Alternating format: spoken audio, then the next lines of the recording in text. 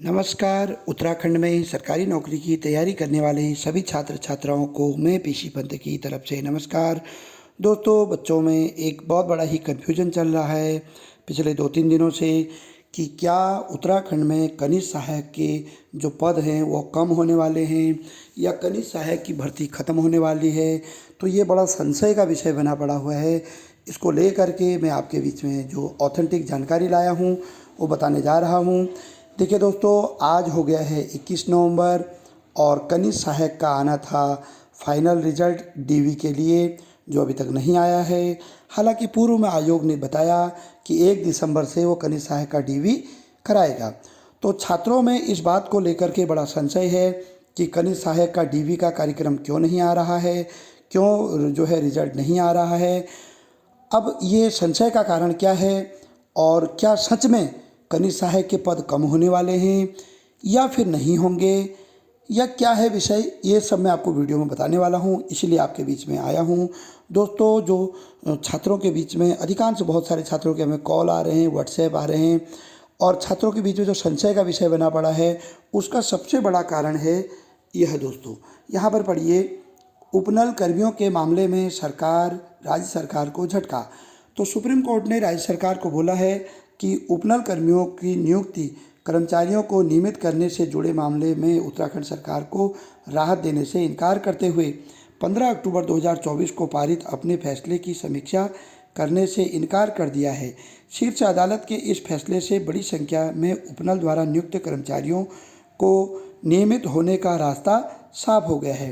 तो मामला यह है कि दोस्तों, सुप्रीम कोर्ट का कहना है कि जो उपनल कर्मचारी हैं उनकी जो मांग है उसको देखते हुए उनको परमानेंट किया जाए या उनको समान कार्य समान वेतन किया जाए। तो सरकार ने इसमें सुप्रीम कोर्ट में जो है एप्लीकेशन लगाई हुई थी, तो उसको सुप्रीम कोर्ट ने जो है खारिज कर दिया है। तो इस बात की जो खबर है वो तेज़ी से फैल रही है। तब इस बात को लेकर के छात्रों के मन में ये संशय है, क्या यूके आयोग इसीलिए रिजल्ट नहीं निकाल रहा है। तो दोस्तों, इसी को मैं आपको बताने वाला हूँ।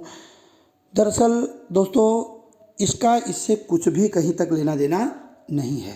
ऐसा क्यों नहीं है वो भी मैं आपको बताऊंगा, और क्या प्रभाव, अगर ये लोग परमानेंट हो जाते हैं तो इससे क्या प्रभाव पड़ने वाला है वो भी आपको बताने वाला हूँ। तो दोस्तों, पहली खबर तो मैं आपको यहाँ पर बता देता हूँ, क्लियर कर दे रहा हूँ कि 771 पदों पर जो कनिष्ठ सहायक का टोटल विज्ञापन था, हालांकि पहले कम था, फिर 20 पद बढ़ गए थे। तो ये जो पद है इस पर कोई इससे आँच आने वाली नहीं है और इन 771 के 71 पदों पर ज्वाइनिंग आपको मिलेगी। और दूसरा, रिजल्ट क्यों नहीं आ रहा है दोस्तों, उसके बारे में मैं आपको बताता हूँ। रिजल्ट दोस्तों इस वीक में हो सकता है, आज शाम या फिर कल, और अगर अभी नहीं आया तो 25-26 तारीख के आसपास आपको जो लास्ट वीक है उसमें 100% मिलेगा, जिसमें कि और कितने गुना लोगों अभ्यर्थियों को बुलाया जाएगा ये भी हम आपको बताते रहे हैं। 2 गुना अभ्यर्थियों को बुलाया जाएगा, लगभग 1500 कुछ छात्रों को यहाँ पर बुलाया जाएगा डीवी के लिए, और उस डीवी के बाद जो है फिर वेरिफिकेशन जो आपका होगा, उसके बाद फिर आप चॉइस देंगे, उसके बाद फाइनल रिजल्ट 1-1.5 महीने में आएगा। अब प्रश्न मन में बनता है, क्या 1 तारीख से ही डीवी होगा। तो दोस्तों, ये कन्फर्म नहीं है कि 1 तारीख से ही डीवी होगा, लेकिन ये कन्फर्म है कि आज से लेकर के अगले 1 हफ्ते में आयोग जो है उसका कार्यक्रम जारी कर देगा कि हम किस तारीख से कितने लोगों को किस तारीख पे बुला रहे हैं। ठीक है, तो अपने मन से ये बिल्कुल भी शंका हटा दीजिएगा कि उपनल के लोग परमानेंट होंगे तो यहाँ कनिष्ठ सहायक के पद कम हो जाएंगे। इस प्रकार की कोई भी भ्रांति आपके दिमाग में यदि चल रही है तो आप उसको हटा दीजिएगा। अब दूसरा प्रश्न आपके मन में आता है, क्या सर ये उपनल कर्मी परमानेंट होंगे। तो दोस्तों, पूरे के पूरे उपनल कर्मी परमानेंट होंगे ऐसा कहना बहुत मुश्किल है और लगभग ये असंभव भी है, क्योंकि एक बार अगर उपनल कर्मियों को परमानेंट कर दिया 2000-4000 कुछ लोगों को, तो फिर सभी को करना पड़ेगा सरकार को, क्योंकि फिर वो भी पुराने हो जाएंगे। तो सरकार, हो सकता है सरकार यहाँ पर कुछ बीच का रास्ता निकाले, क्योंकि आप भी जानते हैं कि इतने अधिक लोगों को, करीब 20,000 से भी अधिक लोग हैं, उनको परमानेंट करने पर राज्य सरकार को वित्तीय भार तो वो वहन करना ही पड़ेगा। अब अगला प्रश्न, सबसे बड़ा प्रश्न ये बनता है कि अगर माना सरकार ने सबके सब लोगों को परमानेंट कर भी दिया तो क्या इससे हमारी भर्तियों पर असर पड़ेगा। तो दोस्तों, ये मैं आपको कहना चाहता हूँ कि जो भर्तियों के विज्ञापन निकले हुए हैं, ध्यान से गौर से मेरी बात सुनिएगा, जिन भर्तियों के विज्ञापन निकले हुए हैं उन भर्तियों पर इसका कोई प्रभाव नहीं पड़ेगा। हाँ, एक चीज़ ज़रूर हो सकता है कि सरकार पर वित्तीय भार ज़रूर पड़ेगा। अब आप और एक चीज़ आपके मन में ये प्रश्न आ रहा होगा, तो सर फिर इस हिसाब से तो अगर 20,000 लोगों को परमानेंट कर दिया तो आगामी 2026 में या 2027 में जो चुनाव से पहले जो विज्ञापन आने हैं वो तो आएंगे ही नहीं। तो दोस्तों ऐसा नहीं है। ऐसा क्यों नहीं है? क्योंकि मैं थोड़ा सा आपको बताना चाहता हूँ कि जितने भी उपनल कर्मी हैं और संविदा कर्मी हैं, वो जिन जिन विभागों में काम कर रहे हैं, सरकार ने उनके पदों को रिक्त नहीं माना है। एक बार हमने डिमांड की थी सरकार से, मैंने और बॉबी पवार जी ने, हमने इस पर थोड़ा लड़ाई भी लड़ी थी 2018-19 में, कि इन पदों को रिक्त घोषित किया जाए और उनके सापेक्ष भर्ती कराई जाए। फिर जो जो भर्ती हो जाए पुराने लोगों को फिर इसमें देखा जाए, इस तरीके से हमने बोला था, ठीक है। परंतु सरकार ने नहीं मानी और उन पदों को आज भी रिक्त घोषित नहीं किया है। मतलब अगर किसी विभाग में, किसी ब्लॉक में उदाहरण तो हो 5 लोग परमानेंट कर्मचारी हैं किसी ब्लॉक में और 7 लोग संविदा कर्मी हैं, तो आप ये समझ लीजिए कि वहाँ पर 5 लोग परमानेंट हैं, 7 लोग संविदा कर्मी हैं, तो टोटल कितना हो गया? 12। तो इसका मतलब सरकार की नज़र में 12 लोग वहाँ वैकेंसी पर हैं, सरकार की नज़र में 7 पद खाली नहीं हैं।